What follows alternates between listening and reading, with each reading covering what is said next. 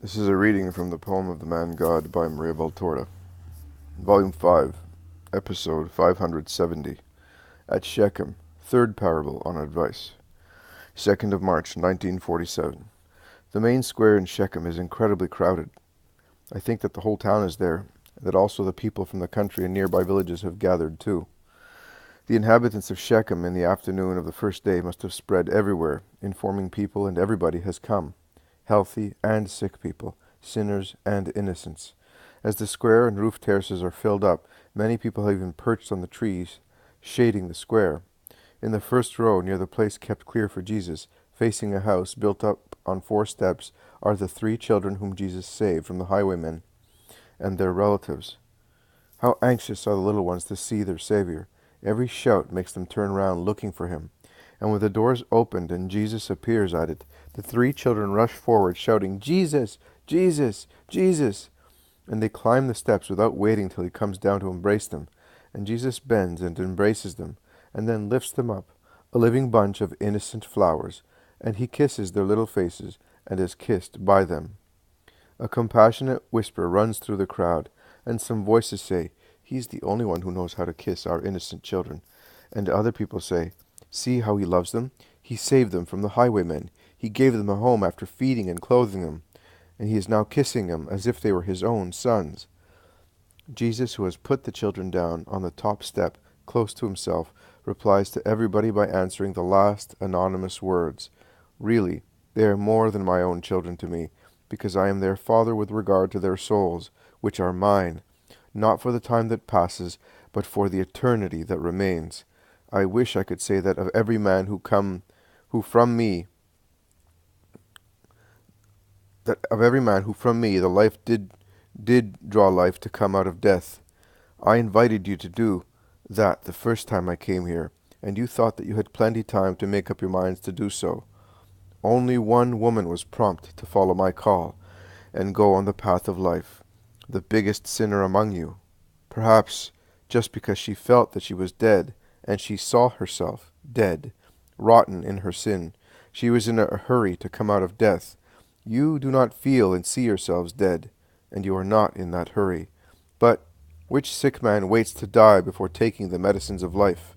A dead body needs only a shroud, aromas, and a sepulchre in which to lie, to become dust after being putrefaction.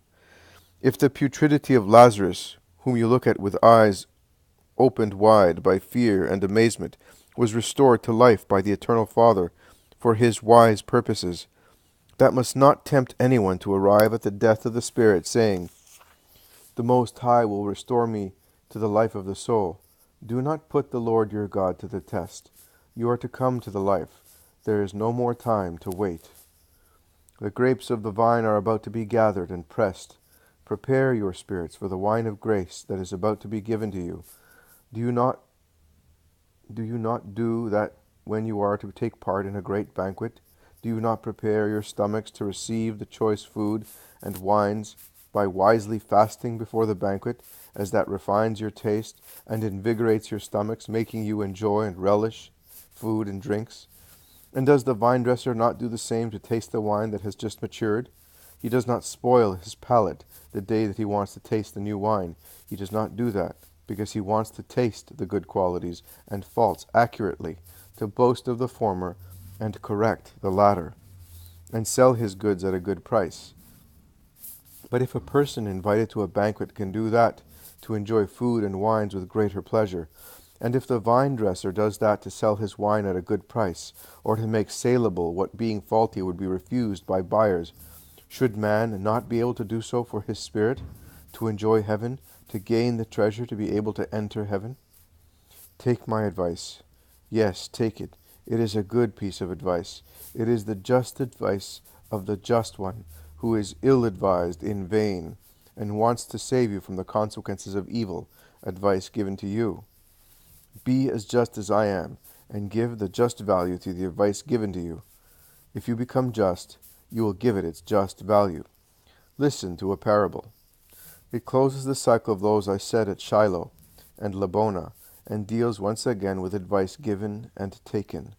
A king sent his beloved son to visit his kingdom. The kingdom of that king was divided into many provinces, as it was a very large one. Those provinces had a different knowledge of their king. Some knew him so well as to consider themselves the favorite ones, and to be proud of it.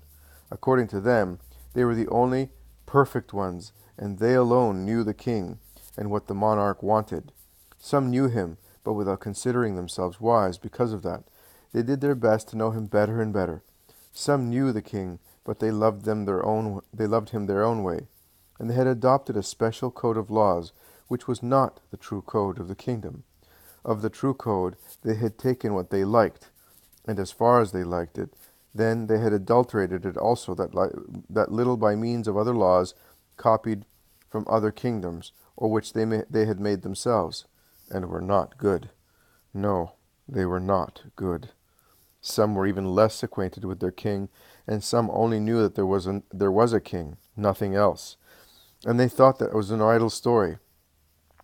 The king's son came to visit his father's kingdom to give all the various regions an exact knowledge of the monarch, correcting arrogance here, encouraging dejected people there, redressing wrong ideas elsewhere, convincing people to remove the impure elements from the pure law in another region, teaching other subjects how to fill gaps, instructing people of other regions in order to give them the minimum knowledge and faith in the real king, as every man was his subject. But the king's son was of the opinion that the first lesson for everybody was the example of justice, in conformity with the code of laws, both in grave matters and in minor ones. And he was perfect, so much so that the people of goodwill were improving themselves by following both the deeds and the words of the king's son, as his actions corresponded to his words without the least difference. But the people of the provinces that considered themselves perfect only because they knew the code word by word, but did not possess its spirit, realized that from the observance of what the king's son did and what he exhorted to do, it appeared too clearly that they knew the letter of the code, but did not possess the spirit of the king's law, and thus their hypocrisy was unmasked. They then decided to remove what made them appear what they really were, and to do that they chose two different ways, one against the king's son, the other against his followers.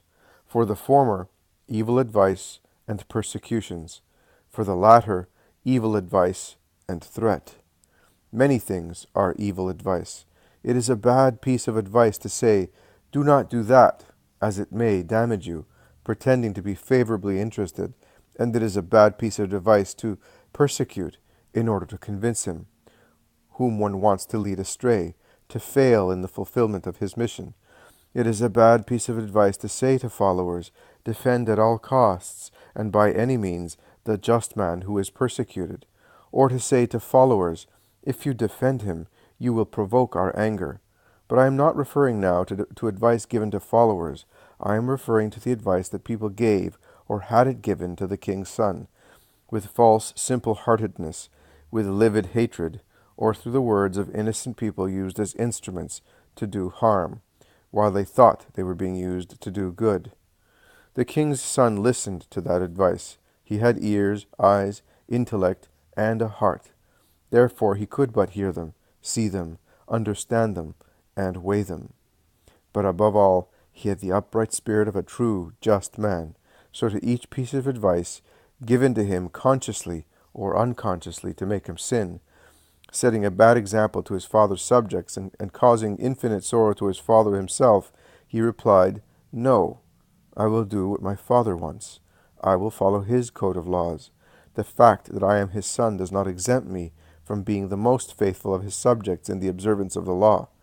You who hate me and want to frighten me should bear in mind that nothing will make me infringe the law. You who love me and wish to save me should know that I bless you for your thoughts, but bear also in mind that your love for me and my love for you, as you are more loyal to me than those who say that they are wise, must not make me unfair in my duty towards the greatest love, which is the love to be given to my Father. That is the parable, my children, and it is so clear that each of you can understand it. And righteous spirits can only exclaim, 'He is really just, because no human advice can lead him astray.' Yes, children of Shechem, nothing could lead me into error Woe to me if I should fall into error. Woe to me and to you. Instead of being your Savior, I should be your traitor, and you would be right in hating me, but I will not do that. I do not reproach you for accepting suggestions or for thinking of measures against justice. You are not guilty, since you did it out of a spirit of love. But I say to you what I said at the beginning and at the end. You are dearer to me than if you were my own children, because you are the children of my spirit. I have led your spirits to the life, and I will do so even more. Bear in mind, in memory of me, bear in mind that I bless you for the thoughts you had in your heart. But grow in justice, by wanting only what gives honor to the true God, for whom you must have absolute love, such as is given to no other creature. Come to this perfect justice that I am setting as an example for you. The justice that tramples on the selfishness of one's own welfare, on the fear of enemies and of death, on everything, to do the will of God. Prepare your spirits. The dawn of grace is rising. The banquet of grace is being prepared. Your souls, the souls of those who want to come to the truth, are at the eve of their wedding, of their liberation, of their redemption. Prepare yourselves in justice for the feast of justice. Jesus beckons to the children's relatives who are near them to go into the house with him, and he withdraws after taking the three children in his arms as he did at the beginning. Comments are exchanged in the square, and they differ considerably. The best people say, "He is right. We were betrayed by those false messengers." Those who are not so good say, "Then he should not have flattered us. He makes us more hateful. He mocked at us. He is a true Judean." You cannot say that. Our poor people are aware of his assistance, and our sick people of his power. Our orphans experience his goodness. We cannot expect him to commit sin to please us. He has already sinned, because he hated us by making us hated. By whom? By everybody. And he mocked at us. Yes, he mocked at us.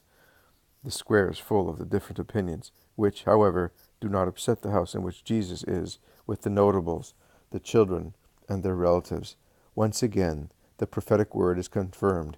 He will be a stone of contradiction.